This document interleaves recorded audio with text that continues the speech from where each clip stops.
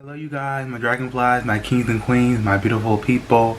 Welcome back to another video, and I hope everyone have an amazing day. And I know and I hope everyone had a great Halloween and been safe, all that. We're back with Nightmare. Mr. Nightmare. We're back with Geographic.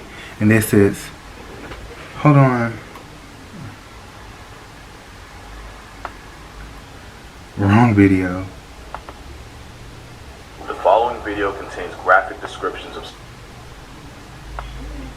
We're back with Geographic. And this is when man becomes prey. Here we go. Feared predators starts hunting humans. In 1898, the British government decided to build a railway spanning from a port in Mombasa to Lake Victoria. The project was nicknamed the Lunatic Express, since many saw it as a massive waste of time and resources, along with being unnecessarily dangerous. So dangerous that most African natives refused to be involved in construction. So the British imported thousands of laborers from India to work on the bridge. These workers are both unfamiliar with the African brush, along with all the lethal animals in it. It wouldn't be long until several workers would go missing, but at first the British government brushed them off as deserters. But as the number of missing men grew larger, soon the horrific truth would come out. A pair of maneless male lions had been attacking the unsuspecting workers and eating them. Lions don't typically view humans as viable prey, and adult lions are actually naturally wary of humans. But lions are also incredibly adaptable, and these lions were hunting the workers like they were gazelle. While the men were working on the bridge during the day, the two lions were nowhere to be seen. It wasn't until they turned into their campsites for the night that the lions showed up. These lions would slip into the campsites undetected and drag helpless workers out of their tents to their death. Oh, I'm sleeping.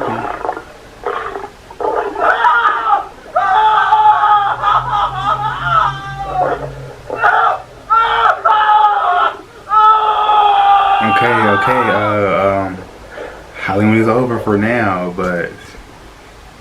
In one gruesome attack, one of the lions had grabbed a well-respected and powerful sick worker and ragdolled him out of his tent, while the other workers could only listen to his bone-chilling screams of agony. The next day, his fellow workers found him, and from the position he was sitting in, it appeared as though he had survived. But as the men drew closer, they realized not only was he completely lifeless, but the lions had licked the skin completely off his cheeks, which formed a grisly smile. The men tried building thorn fences called bomas to keep the lions out.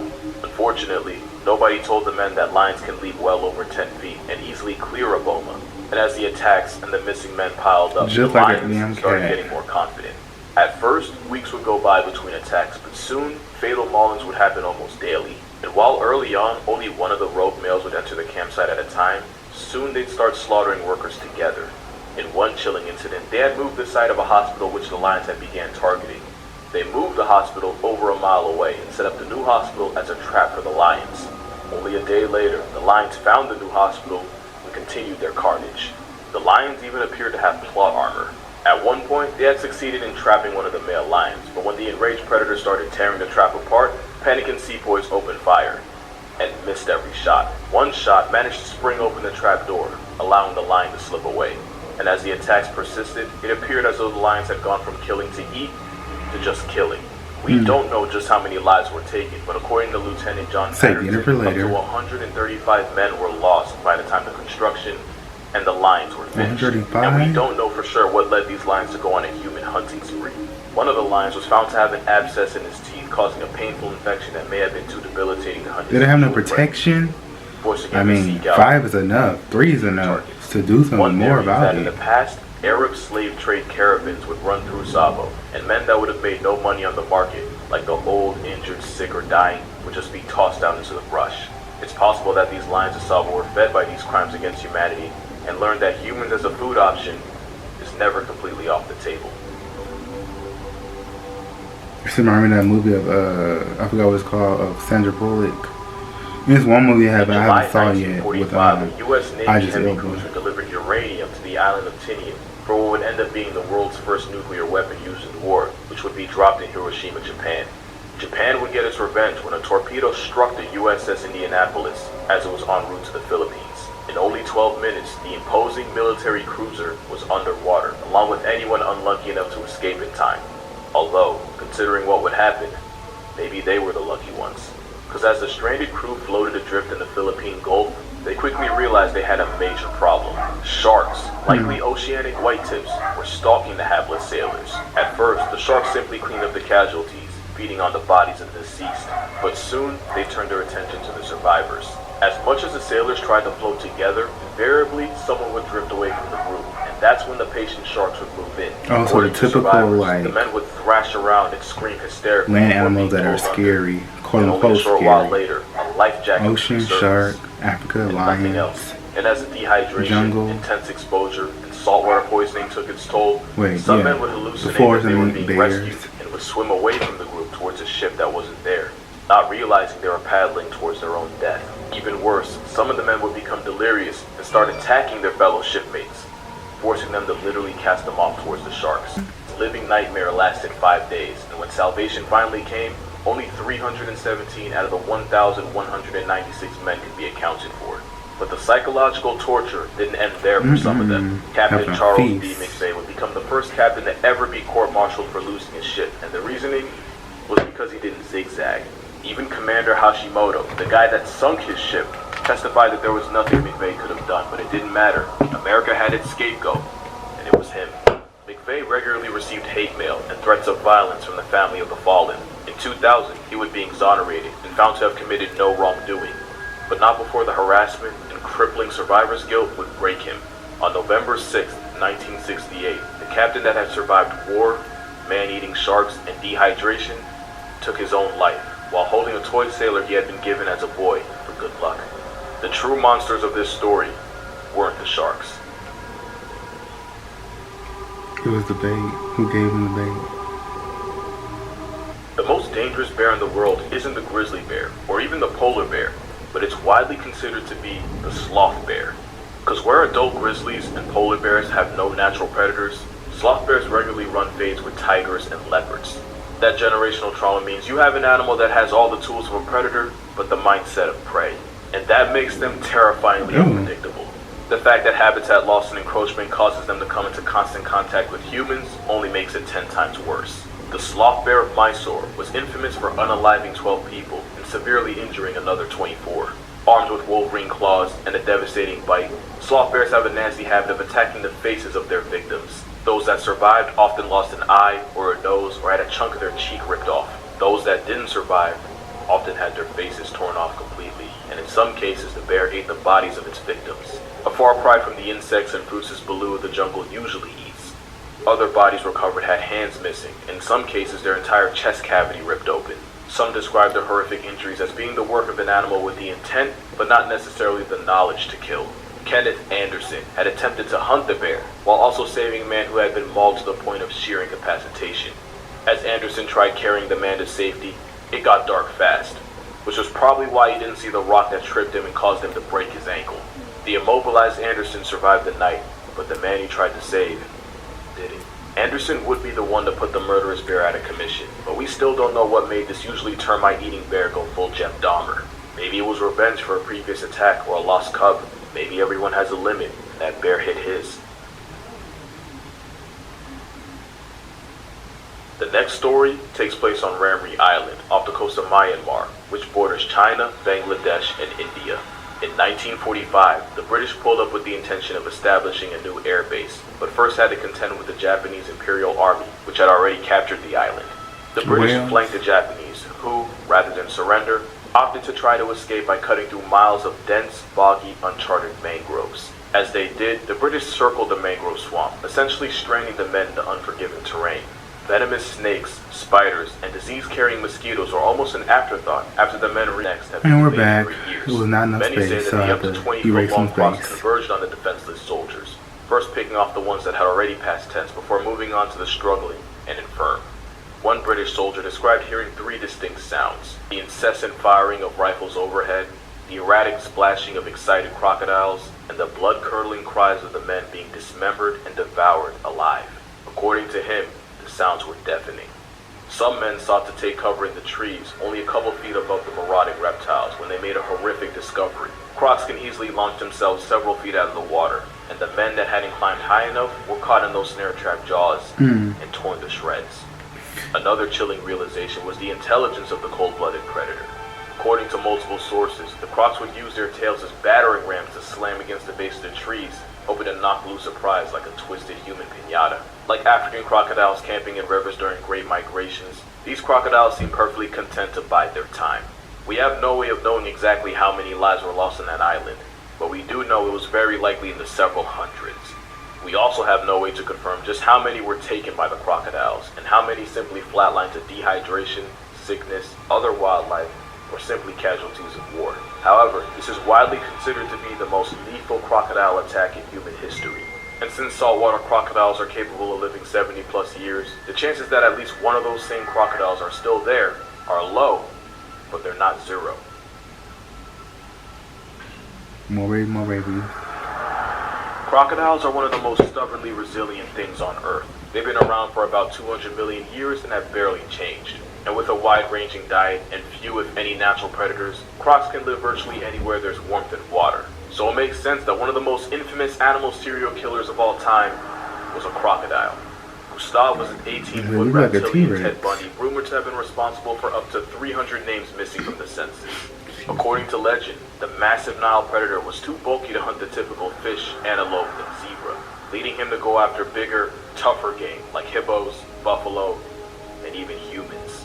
The Burundi butcher would allegedly hunt anything that came into his line of sight without prejudice, and like all crocs, his favorite method of hunting would have likely been lying in wait in the water before exploding and unleashing a 3,000-pound white horse to crush whatever was unlucky enough to get caught in its jaws, before using the infamous death roll to shred their victim into bite-sized chunks. It's likely most human casualties were adults collecting water and children playing in the shallow end, not realizing the disturbance was basically ringing the dinner bell. Gustav was also disturbingly indestructible, with several eyewitnesses describing what they swore were bullet wounds tattooed across its armored skin. But the eeriest part was that for a monster nearly the length of a bus, Gustav was unexplainably never caught. In one attempt, researchers placed a live goat in a cage as bait to lure the beast out. After a storm, the next morning the cage was empty, but Gustav was nowhere to be found. We don't know how old he is, how long he had been hunting humans, just how many people had been lost to him, or even if he's still alive. There were some reports of Gustav having been shot by a hunter in 2019, but with no photographic evidence, there's still a chance that he's out there prowling the rivers of Burundi. The way I see it, there's only three possible options. 1, he's dead. 2, he's still out there serving as unethical population control. Or 3, he has NordVPN. Because NordVPN creates an encrypted tunnel for you and your data and protects your identity by hiding your IP address. Like crocs, who can be found almost grid untrackable and untraceable, just like Gustav. And like crocs, who can be found almost anywhere, NordVPN gives you the option to connect to thousands of different servers across countries all over. If you want to enjoy the perks of Australian entertainment without also entertaining the wildlife, Australian servers are just a click away. And unlike the allegedly 2,000-pound Gustav, with fast, reliable servers, you never have to feel like you sold your speed for security. With NordVPN's threat protection, you can enjoy your internet experience without also being plagued by ads, trackers, and malware. So to get the most out of your streaming service, go to nordvpn.com/casualgeographic for a huge discount on a 2-year plan with an additional 4 months free. With Nord's money-back guarantee, it's virtually risk-free. Nothing about Gustav was risk-free. And with Salties having the strongest recorded bite force of any animal, the only guarantee was that anything caught in those vice grip jaws was something you're not getting back.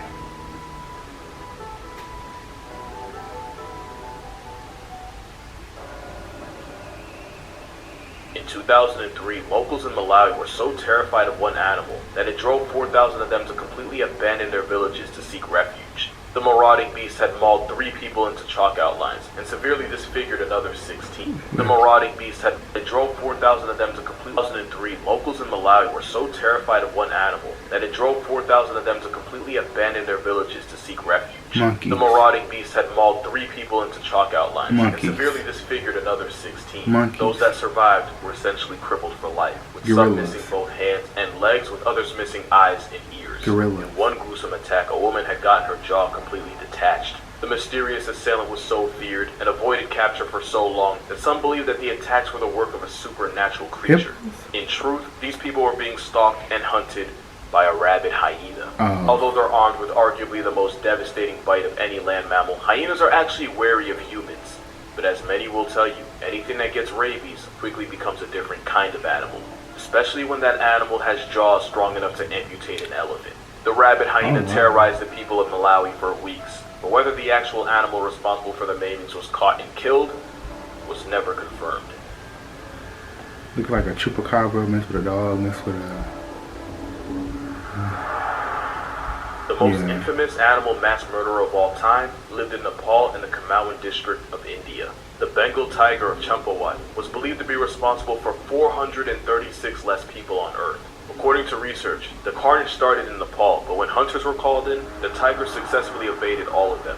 Eventually, she was driven out of the area and swam across a river and invaded India, where the attacks only got worse. The homicidal big cat would typically target young women and children and would often travel up to 20 miles following the kill, making it that much harder to capture her. And unlike most tigers who typically hunt during dusk or dawn, the man-eater at Champawat almost exclusively caught bodies during broad daylight. She became so reviled that locals no longer referred to her as a cat, but as the devil of India.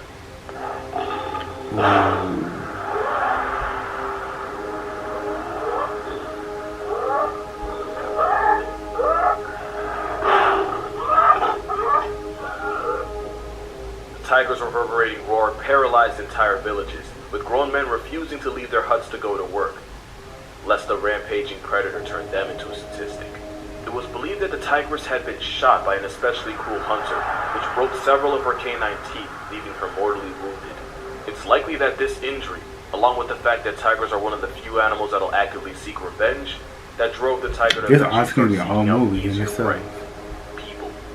And as a highly intelligent predator, she was constantly adapting and able to consistently avoid capture. When she was finally taken down, it was clear from the nasty injuries the tiger had sustained that she was not the villain of this story.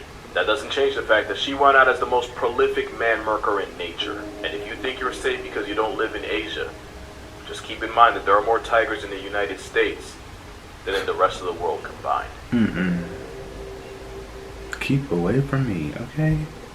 So there you have it. That was lions, tigers, sharks, sloth bears, tigers, snakes, alligators, those typical scary animals, you know. So yeah, hope you guys enjoyed the video. Like, comment, subscribe, share, other wonderful stuff. Check out my music down below. Love you guys. Stay grateful, stay blessed, and until next time, you guys. Deuces. Had a dream that stood out to me. I was swimming so freely, grilling my obstacles, grilling my vibe.